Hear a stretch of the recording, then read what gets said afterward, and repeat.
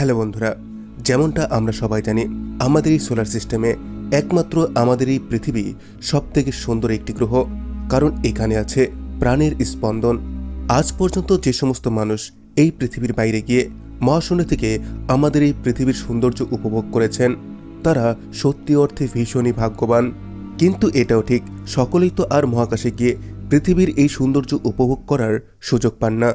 এর জন্য আমরা বর্তমান প্রযুক্তি এবং বিজ্ঞানকে অসংখ্য ধন্যবাদ জানাই, কারণ ওই সমস্ত বিজ্ঞানীদের জন্যই এটা সম্ভব হয়েছে যে আমরা ঘরে বসেই মহাকাশ থেকে আমাদের পৃথিবীর এই অপূর্ব রূপকে দর্শন করতে পারছি। আর সত্যি অর্থে আজকের এই ভিডিও থেকে আমরাও মহাকাশের বিভিন্ন স্থান থেকে আমাদের পৃথিবীকে দেখব, আর সেই সাথে আমরা এটাও দেখব ভয়েজার থেকে নেওয়া আমাদের পৃথিবীর শেষ পিকচারটি। সো হ্যালো ফ্রেন্ড, আপনারা দেখছেন সায়েন্স বাংলা, আর আমি আপনাদের বন্ধু উত্তম। আসুন শুরু করছি আজকের আরও একটি ইনফরমেটিভ ভিডিও।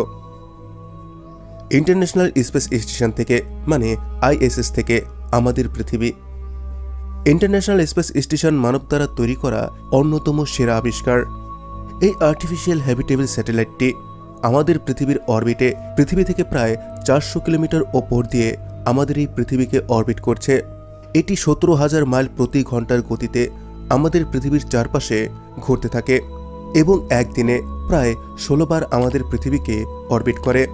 এর মানে বন্ধুরা, আপনারা বুঝতেই পারছেন এইখানে থাকা অ্যাস্ট্রোনট তারা মহাকাশ স্টেশন থেকে প্রতিদিন 16 বার সূর্যোদয় এবং সূর্যাস্ত দেখে।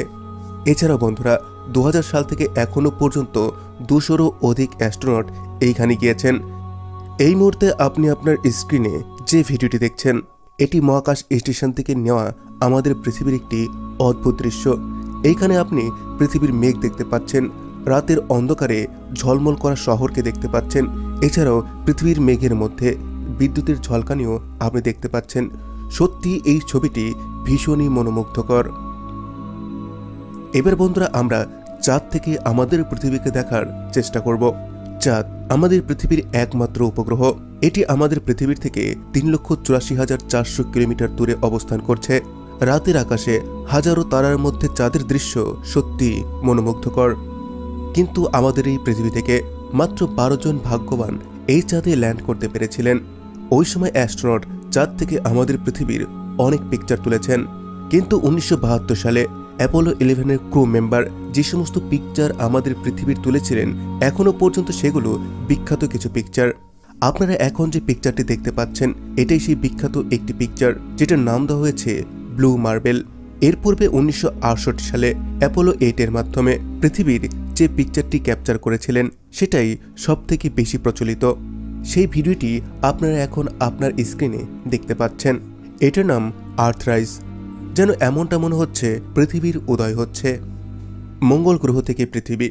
প্রথম থেকেই মঙ্গল গ্রহ আমাদের বিজ্ঞানীদের জন্য সবথেকে আকর্ষণের একটি কেন্দ্রবিন্দু। 1960 সাল থেকে এখনো পর্যন্ত বিজ্ঞানীরা মঙ্গল গ্রহে বিভিন্ন ধরনের মিশনে লঞ্চ করে আসছে। এই মঙ্গল গ্রহকে ভবিষ্যতে মানুষের বসবাস উপযোগ্য করে তোলার জন্য অনেকদিন থেকেই বিজ্ঞানীরা বিভিন্ন ধরনের রিসার্চ করেই যাচ্ছেন। পৃথিবীর প্রতিবেশী এই লাল গ্রহ আমাদের পৃথিবীর থেকে 54.6 কিলোমিটার দূরে অবস্থান করছে। এখন আপনারা এই স্ক্রিনে যে ছবিটি দেখতে পাচ্ছেন এটা মঙ্গল গ্রহ থেকে প্রথম এমন একটি পিকচার যেখান থেকে চাঁদ এবং পৃথিবী দুটোকেই একসাথে আমরা দেখতে পাচ্ছি। 2003 সালে মার্স গ্লোবাল সার্ভেয়ার দিয়ে এই পিকচারটি ক্যাপচার করা হয়েছিল। এরপর বিজ্ঞানীরা আরও বেশ কিছু মিশনের মাধ্যমে পৃথিবীর হাই রেজলিউশন পিকচারও ক্যাপচার করেছেন। এখন আপনি স্ক্রিনে যে ছবিটিকে দেখতে পাচ্ছেন এটা মঙ্গল গ্রহ থেকে 2004 সালে ক্যাপচার করা হয়েছিল। এরপর আমরা দেখব শনি গ্রহ থেকে। আমাদের সৌরমণ্ডলের একটি গ্যাসীয় সুন্দর রিংয়ের প্ল্যানেট হচ্ছে এই শনি। শনি গ্রহের চারপাশের এই রিং বা বলয়ের জন্যই শনি গ্রহ এতটা মনোমুগ্ধকর। আমাদের থেকে 1.2 বিলিয়ন কিলোমিটার দূরে এই শনি গ্রহ অবস্থান করছে। আর পৃথিবী থেকে এতটা দূরত্ব অতিক্রম করে মাত্র 4টি মহাকাশযানই এই শনি গ্রহ পর্যন্ত পৌঁছাতে পেরেছে। শনি গ্রহের মিশনের মধ্যে ক্যাসিনি মিশনটি সবথেকে অধিক জনপ্রিয়। গত 2017 সালে শনি গ্রহে পৌঁছে যায় এই ক্যাসিনি মহাকাশযানটি। কিন্তু ক্যাসিনি মহাকাশযান শনি গ্রহে পৌঁছানোর আগে থেকেই সে আমাদের পৃথিবীতে বিজ্ঞানীদের কাছে বিভিন্ন ধরনের তথ্য প্রদান করে আসছিলেন, আর যার কারণে এর পরবর্তী মিশনগুলো অনেকটাই লাভজনক হয়। 2013 সালে ক্যাসিনি একটি বিরল পিকচারকে ক্যাপচার করেন, আর সেই পিকচারটি এখন আপনি আপনার স্ক্রিনে দেখতে পাচ্ছেন। এখানে ছোট্ট যে বিন্দুটি দেখতে পাচ্ছেন, এটি হচ্ছে আমাদের পৃথিবী।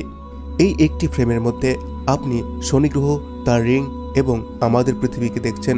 সত্যি এই পিকচারটি ভীষণই রোমাঞ্চকর একটি পিকচার। এরপর বন্ধুরা, আমরা ডিপ স্পেস থেকে আমাদের এই পৃথিবীকে দেখব। 1977 সালে টুইন স্পেসক্রাফট ভয়েজার 1 এবং ভয়েজার 2 কে লঞ্চ করা হয়। এই দুটি মহাকাশযানের প্রধান উদ্দেশ্য এটাই ছিল, আমাদের সৌরমণ্ডলের গ্যাসীয় প্ল্যানেটগুলোকে আরও গভীরভাবে অধ্যয়ন করা। ভয়েজারের এই দুটি স্পেসক্রাফটটি আমাদের অনেক ধরনের ইনফরমেটিভ তথ্যই প্রদান করেছে। আর সবথেকে বড় বিষয় তো এটাই, এই মিশনটি এখনও পর্যন্ত কার্যকর রয়েছে। এই দুটি স্পেসক্রাফট এমন একটি স্পেসক্রাফট যারা আমাদের এই সৌরমণ্ডলের সীমাকে পার করে ইন্টারস্টেলার স্পেসে চলে গিয়েছে। আর ভয়েজারের এই দুটি স্পেসক্রাফটটি মানব দ্বারা নির্মিত এমন প্রথম কোন স্পেসক্রাফট যেটা আমাদের পৃথিবীর থেকে এতটা দূর পর্যন্ত ভ্রমণ করতে পেরেছে। যখন ভয়েজার 1 আমাদের সৌরমণ্ডলের সীমাকে অতিক্রম করছিল, তখন আমেরিকান অ্যাস্ট্রোনমার কার্ল সার্গানের অনুরোধে ভয়েজারের ক্যামেরাকে আমাদের এই পৃথিবীর দিকে ঘোরানো হয় এবং সেই স্থান থেকে আমাদের পৃথিবীর একটি শেষ পিকচার নেওয়া হয়। আর সেটাই বর্তমানে আপনি আপনার স্ক্রিনে দেখতে পাচ্ছেন। এটাই আমাদের পৃথিবীর সব থেকে দূর থেকে নেওয়া একটি পিকচার। কিন্তু বন্ধুরা, ছোট্ট এই বিন্দু থেকে আমরা এটা স্পষ্টভাবে বুঝতে পারছি, আমাদের এই বিশাল ইউনিভার্সে আমাদের অবস্থান এই ছোট্ট বিন্দুর থেকে আর কিছুই নয়। ভয়েজার তখন আমাদের এই পৃথিবী থেকে 6 বিলিয়ন কিলোমিটার দূরে অবস্থান করছিল। আর এই দূরত্ব থেকে মহাশূন্যের এই অন্ধকার সাগরে পৃথিবী একটি উজ্জ্বল নীল বিন্দুর মতো লাগছে। 6 বিলিয়ন কিলোমিটার দূর থেকে নেওয়া এটাই পৃথিবীর শেষ এবং প্রথম একটি পিকচার। বিজ্ঞানী কার্ল সার্গেন যখন এই পিকচারটিকে দেখেন, তখন তিনি তার আধ্যাত্মিক এবং দার্শনিক বিচারধারাকে তুলে ধরেন। আর তিনি এই বিন্দুটির নাম দেন প্লে ব্লু ডট। এই নামের অনুসারে 1994-তে তিনি একটি বই পাবলিশ করেন, যে বইটির নাম ছিল এ vision of the human future in space. এই বইয়ের মধ্যে তিনি পৃথিবীর এই নীল বিন্দুটিকে নিয়ে তার গভীর বক্তব্যকে ব্যক্ত করেছেন। তিনি বলেন, স্পেসের এই মহান দূরত্ব 6 বিলিয়ন কিলোমিটার দূর থেকে আমাদের এই পৃথিবী কোনো মজাদার বা কোনো মনমোহক দৃশ্য না হলেও এটার তাৎপর্য আমার কাছে অনেকটাই গভীর। এই পিকচারের এই নীলবিন্দুটিকে আরও একবার দেখুন। এটাই ওই স্থান যেখানে আমাদের ঘর। এখানে আমরা এবং সেই প্রতিটি ব্যক্তি যাদেরকে আপনি ভালোবেসেছেন, সেই সমস্ত ব্যক্তি যাদের আপনি জানেন, ওই সমস্ত ব্যক্তি যাদের সম্পর্কে আপনি শুনেছেন, ওই সমস্ত ব্যক্তি যারা কখনো এইখানে ছিল, তারা সবাই এই নীলবিন্দুর মধ্যেই তাদের সম্পূর্ণ জীবনটিকে অতিবাহিত করেছে।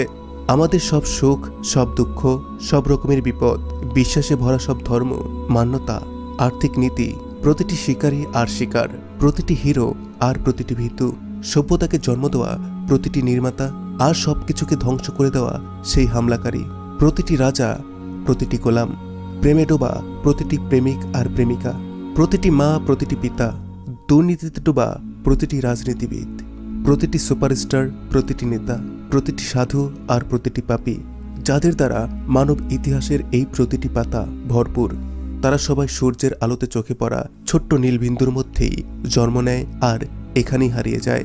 এই অনন্ত ব্রহ্মাণ্ডে পৃথিবীর স্থান ভীষণই ছোট। এখন ওই সমস্ত হামলাকারী সম্পর্কে ভাবুন, যারা এই ছোট্ট নীলবিন্দুর ক্ষুদ্রতম অংশকে কবজা করার জন্য মানব সভ্যতাকে লজ্জিত করেছে। দ্বিতীয় বিশ্বযুদ্ধের সেই ভয়ঙ্কর অত্যাচারের কথাই ভাবুন, যেটা এই বিন্দুর একদিকের মানুষ অন্য দিকের মানুষের সাথে করেছে। তারা কতটাই না অবুঝ আচরণ করেছে। তারা একে অপরকে হত্যা করার জন্য এতটাই ব্যাকুল হয়ে গিয়েছিল। একে অপরের জন্য তাদের ঘৃণা কতটাই না গভীর ছিল। আমরা যে অহংকার করি, এই ব্রহ্মাণ্ডে আমাদের একটি বিশেষ স্থান আছে, এই সমস্ত কথাকে পিকচারের এই নীলবিন্দুটি চ্যালেঞ্জ করছে। এই সম্পূর্ণ ইউনিভার্সে এমন কোনো স্থান নেই যেখান থেকে আমরা বিপদে পড়লে কেউ আমাদের রক্ষা করতে আসবে বলে মনে হয়। সত্যি বন্ধুরা, 6 বিলিয়ন কিলোমিটার দূর থেকে আমাদের এই ছোট্ট বিন্দুরূপে এই পৃথিবী মানুষকে তার সঠিক স্থানকে দেখাচ্ছে, যে এই ইউনিভার্সে তোমার অবস্থানটা কোথায় আছে।